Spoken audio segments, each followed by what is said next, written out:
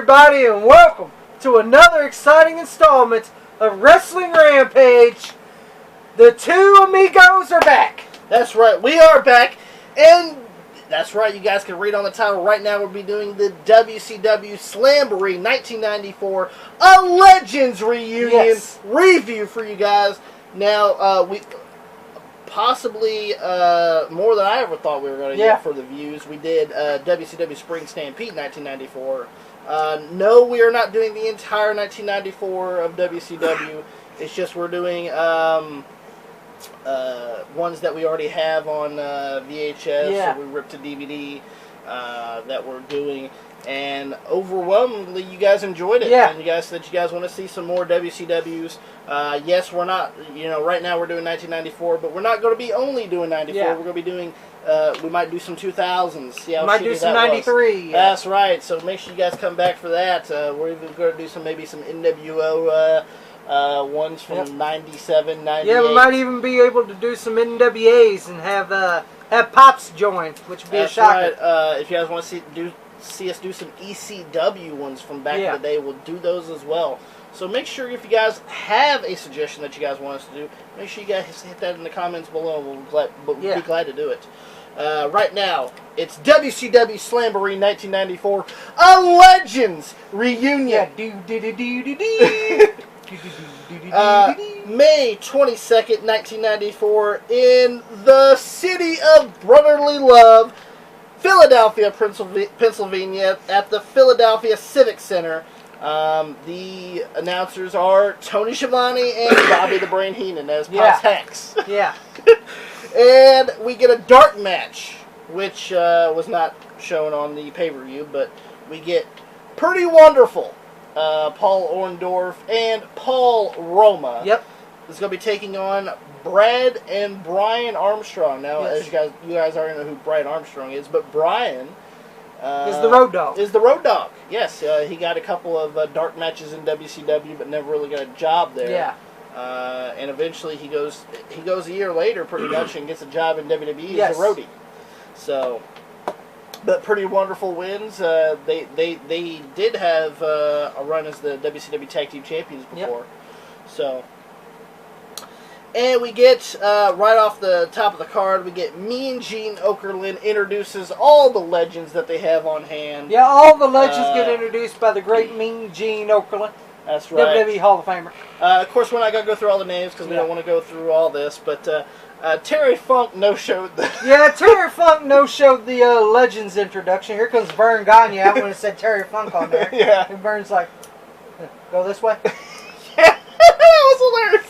And feel free to go watch these on the network if you guys want to. It is what it is. But it was funny seeing Vern just confused because he goes, Terry Funk, and there's Vern. And he goes, well, which side do I go to? But it was pretty funny. Then we have one of the greatest WCW fucking commissioners of all time, Nick Bockwinkel, baby. That's right. He comes out and wants to award Sting as the WCW International World Heavyweight Champion. After Rick Rude got injured in Japan, and this is the time where Rick Rude had his last match, and it was in Japan, going against Sting. They had to take the strap off Rude because Rude cannot perform due to his injury in Japan, and he's going to give the title to Sting, but Sting refuses to win it. He goes, the title's not going to be put on somebody from the boardroom. I want to win it in the ring. So there's going to be a international world title match between Vader and Sting. Vader and Sting that night, and pretty much Nick says, yes, we'll do that. Which was easy. Which was easy, yes, no doubt. First match on the card for the actual Slamboree I see the opening person for the opening match. Here comes Johnny B. Bad. But you don't want to make him mad. But before we get to that, it's for the WCW United States Championship as the champion, stunning Steve Austin with Colonel Robert Parker. He's going to be taking on who, Tommy? Here comes Johnny B. Bad. You don't want to make him mad. Of course, in the opening match. I'll be honest, I enjoyed Johnny B. Bad in WCW. He put on good matches. He did. He was always opening match. He was. Yeah. And the sad part was he didn't get a title until like 95. No. Yeah. And that was, I think, the television title. Yeah, that was the TV title. But not only that, but in the crowd, we see Sherry Martel. Yeah, Sherry Martel, who was signed by the WCW. Not only that, but she looked pretty hot in that business Yes, suit. she did. Yes, she did. You know, I always thought Sherry looked pretty hot. Yeah, Sherry was cute. I gotta admit. But Colonel Robert Parker ends up getting knocked off the apron. And Johnny Bad gets a like he rolls Sonny Steve up and it's like 1, 2, and then the bell rings. Yeah, the bell rings, ding ding ding, and then fucking goes, it was only a 2 count. Yeah, it was only a 2 count. I was like, well, who the fuck rang the bell? Who's the dumbass that rang the fucking bell?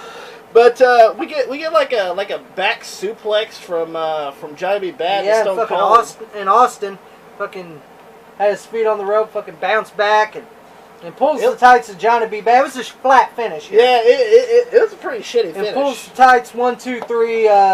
Stunning Steve Austin retains the United States title over Johnny B. Bad. He gets up, holds the belt. Holds the belt, fucking Johnny B. Bad knocks him out with the punch.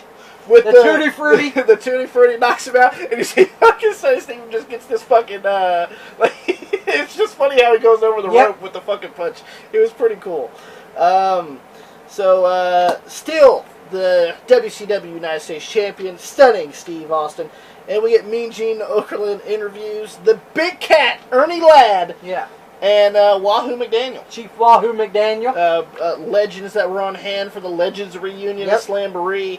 And then we had the little promo where Bobby Heenan was making fun of... Yeah, Bobby Heenan was making fun of Wahoo. This is 94, so you can't get by with this nowadays. No, you can't get by with that. Saying, I bet you Wahoo's selling those Indian blankets and those Indian necklaces. yeah, out there on the side of the road. And then me and Gene talks about it with Wahoo, and he goes, you know what? They're good Indian blankets, Heenan. And one day when you die, you might need one to wrap yourself up in. So you'll never get away with that shit nowadays. Oh, no, you won't get away with it nowadays. And then we get Dusty Rhodes' promo. Oh, man. He couldn't be on hand. He's in Hollywood. With the horrible fucking projector. Yeah, with the backdrop. Like Dusty's really in fucking Hollywood here. You see the Hollywood sign in the background. I go, that's a horrible fucking That's backdrop. A horrible... It fucking looks like it was projected. Yeah, so it was a horrible backdrop. Yes, it was. And fucking... Dusty Rhodes, cutting a promo. And goes, all the legends, I ain't no legend. I'm in my prime. And he says that he ain't going to be there to help his son, Dustin. Because you're on your own. It's like a riding railroad. Yeah. Keep your hands on the throttle and your eyes on the wheel. That's right. I would like to wish everyone in the legends have a good day and show me that $1 million smile. That's right. Big Dusty, baby. Big Dusty doing what he does best. Great promo by Dusty, even though he's out in Hollywood. But we get a match. Yes. A Legends match. A Legends match. We get Tully Blanchard versus... A rare appearance here from Tully Blanchard. Versus Terry Funk. Now, well, see, I knew Terry would show up. You know where they're at, don't you? They're in Philly. They're in the Bingo Hall ECW.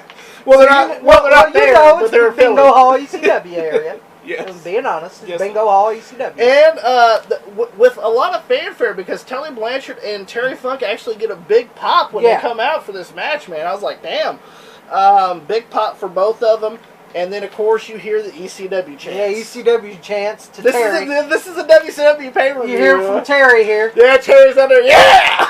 Yeah. Goes over there, my hat guy. Guy's there. The guy with the straw hat.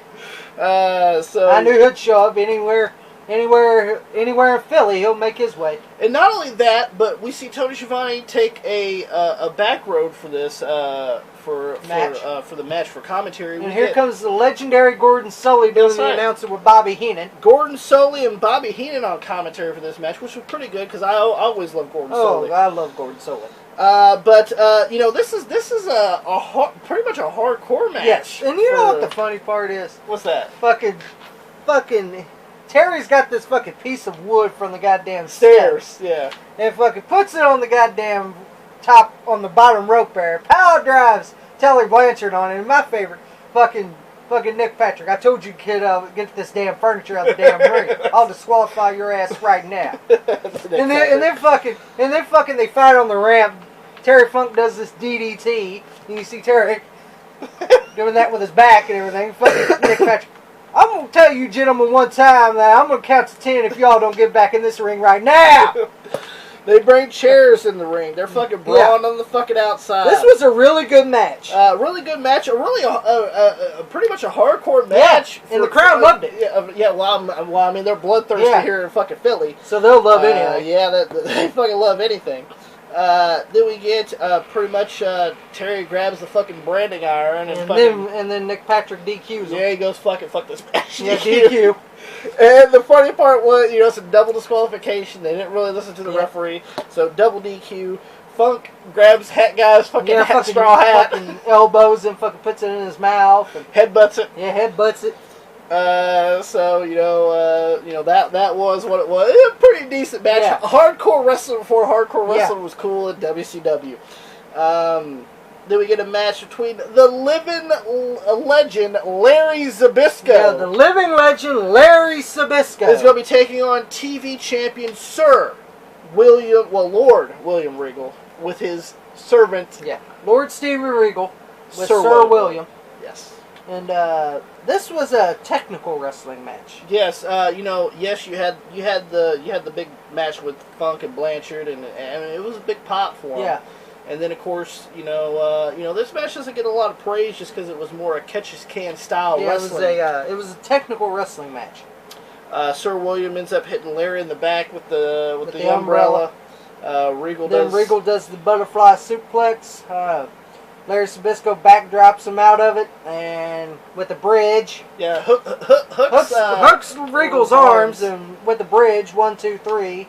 And Larry Zbyszko beats Lord Steven Regal in a non-title match. Non-title, that's right. Make sure we put light on that. Then Gordon Soley introduces the legends that they're going to be putting into the 1994 class of the WCW Hall of Fame. Yeah. Yes, WCW did have a Hall of Fame. Yep. And here's the recipients. We see Harley Race, no doubt about it, deserving. The Crusher. Big Cat Ernie Ladd. Yep. The Assassin. Yep. Which was Nick Patrick's dad. Yep. Jody Hamilton. Ole Anderson. Ole Anderson, worst booker of all time. Bitter old man Ole Anderson. That's Here right. He comes out. In his fucking black suit and fucking gray slack. Fuck you, Ole Anderson. I hate Ole Anderson. Yeah, I know you do. And then, of course, they have one.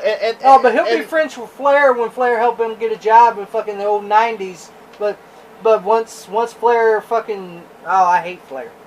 I hate him. Well, you hate everybody, don't you, old bastard? Oh, hold on. We're not here about talking about let's go ahead. And then they're going to be inducting one person that has passed, and the person was Dick the Bruiser.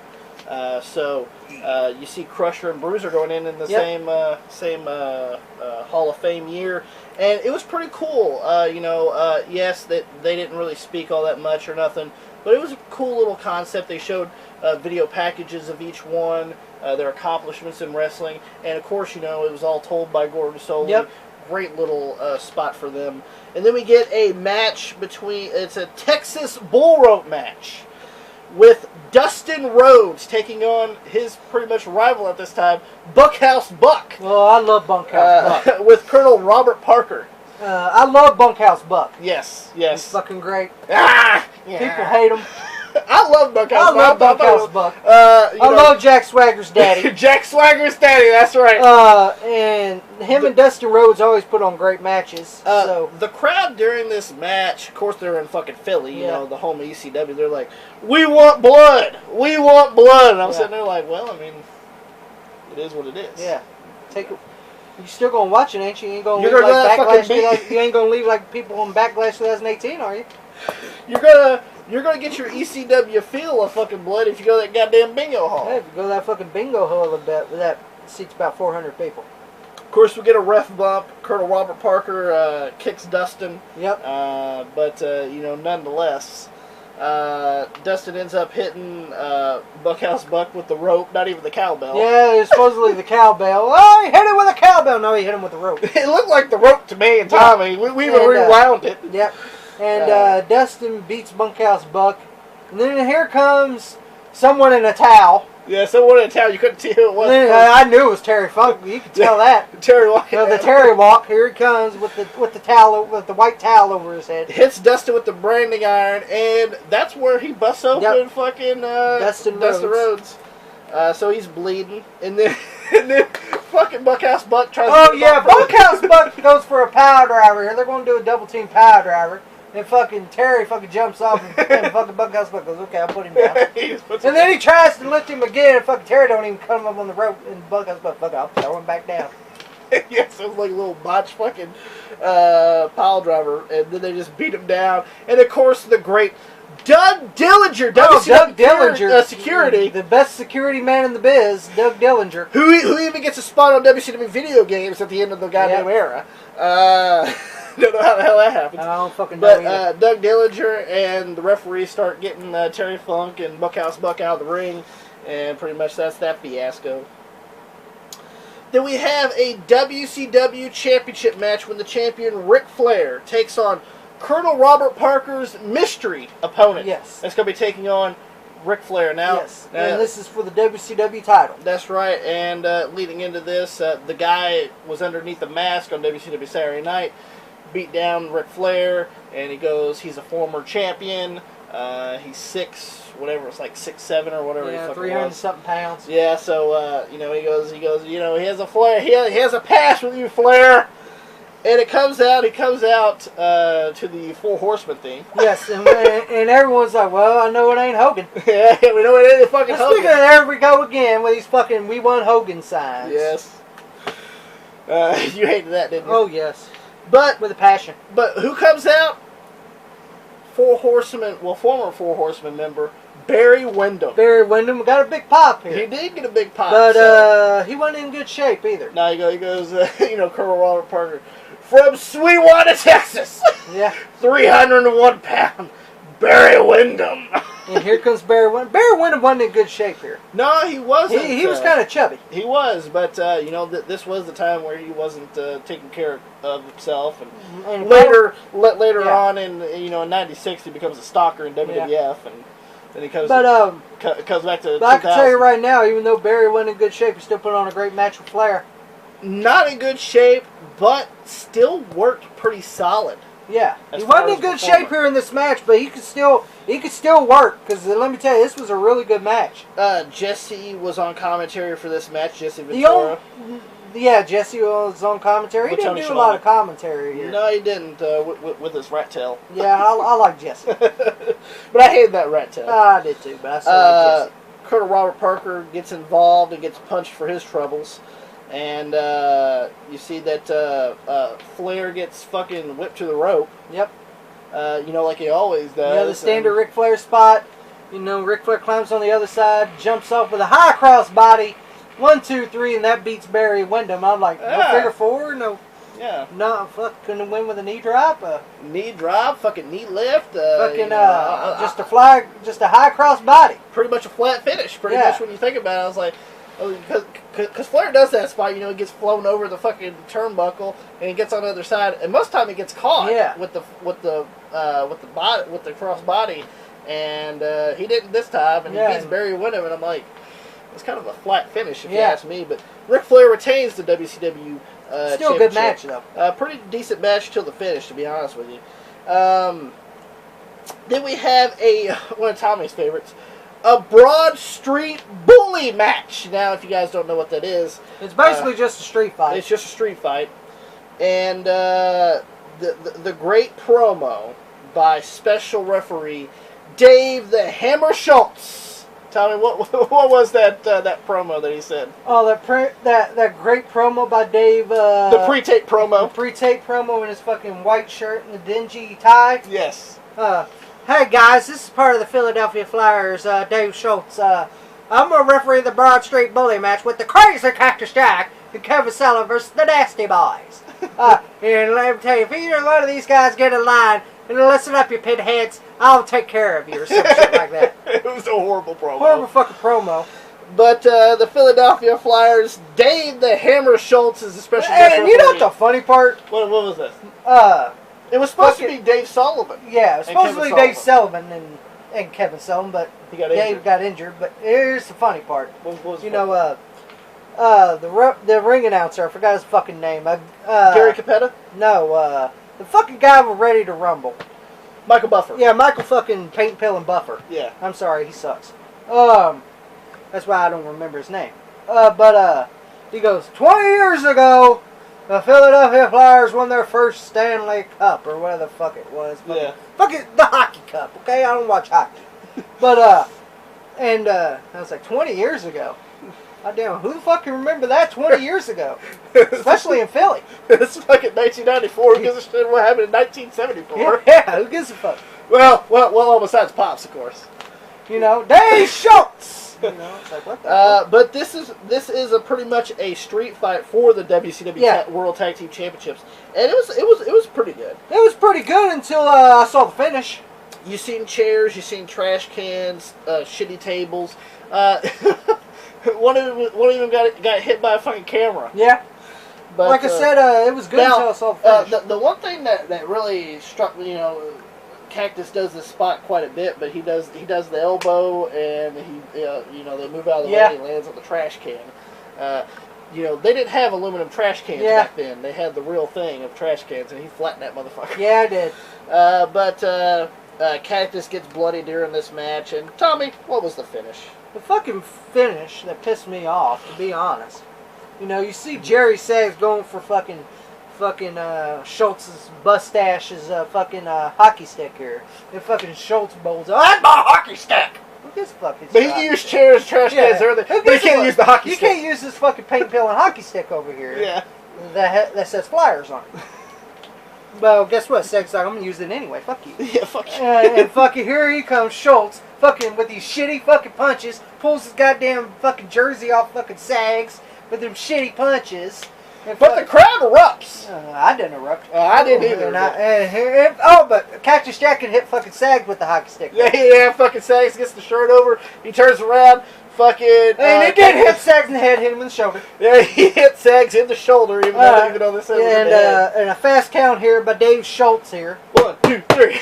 And fucking, and we got new WCW Tag Team Champions here. Yes. Kevin Sullivan and Cactus Jack. And oddly enough, this was Cactus Jack's first championship in WCW. And then fucking Brian Knobbs is in. And then fucking Sags beating up Cactus after that. And here comes Max Payne, hits Jerry Sags with a guitar. Full of baby powder.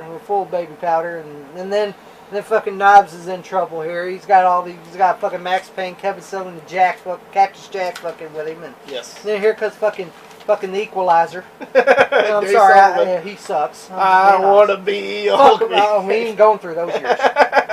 My family and friends. And then he fucking hits fucking Brian Knobbs with the goddamn crutch and breaks the crutch, and pretty much they're celebrating with the Tag Team Championships. Yeah, that's about it. Main event of the Slamboree pay-per-view. WCW International World Heavyweight Championship on the line. Vader with Harley Race takes on Sting. Yeah. And this is for the vacant International World Heavyweight Championship. We hear chants of Sting must die. Yeah, Sting must die here from the Philly fans. Yeah, from the bloodthirsty Philly fans here. The stiff choke slam, man. Yeah, the stiff choke slam here by Vader. Oh my God. Yeah, fucking, I was like, damn. We get a shitty chair shot. Yeah, from Harley Race. Yeah, fucking Vader's holding up Sting so Harley can hit him with the chair, and fucking a shitty chair shot here by Harley. Dink right there on Vader. Vader sells it, of course. Yeah, Vader sells it because it's Harley. That's why. We see fucking Harley get on the rope and does the flying headbutt. Sting was going for the cover on Vader, and fucking Harley jumps off and headbutts Vader because Sting moves out of the way there. So miscue for that. Stinger splash. Oh, but then you know what the funny part is? What's that? Fucking Randy, as fucking Michael Buffer called him Peterson. But he's Randy Anderson. Randy Anderson here. Fucking shoves fucking Harley Race out of the goddamn ring, and you hear Bobby, you can't do that. he does anyway. And fucking Sting does the big splash off the top rope, 1, 2, 3. Sting beats Vader. And then Vader. Pretty good match. Yeah. Vader ends up throwing chairs, say he didn't lose. Yep. And then we see the WCW credits. Yeah, the WCW credits. That was the end of WCW Slamboree 94. That's the end of it. Like I said, if you guys want to see us keep continuing doing WCWs or NWA or ECW, let us know in the comments. Well, if you guys enjoyed this, we'll keep going with this. Don't forget to like us on Facebook, facebook.com/WrestlingRampage2. Follow us on Twitter @WrestleRampage. Make sure you guys hit that subscribe button. Because if you hit that subscribe button, what happens, Tommy? You'll be entered into the Randy Savage DVD giveaway. That's right. We're giving away a free copy of the Macho Man unreleased, coming out May 29th, and that's when we're going to do the drawing. How you enter is you hit that subscribe button, and you say you want to enter. Boom! You're entered. Yes. And we'll send it to you for free right here from Wrestling Rampage for being a great subscriber. And don't forget to hit that subscribe button to one of the best damn wrestling YouTube channels going today, Wrestling Rampage. Tommy, take it away. If you don't subscribe right here to Wrestling Rampage, then I guess you just don't know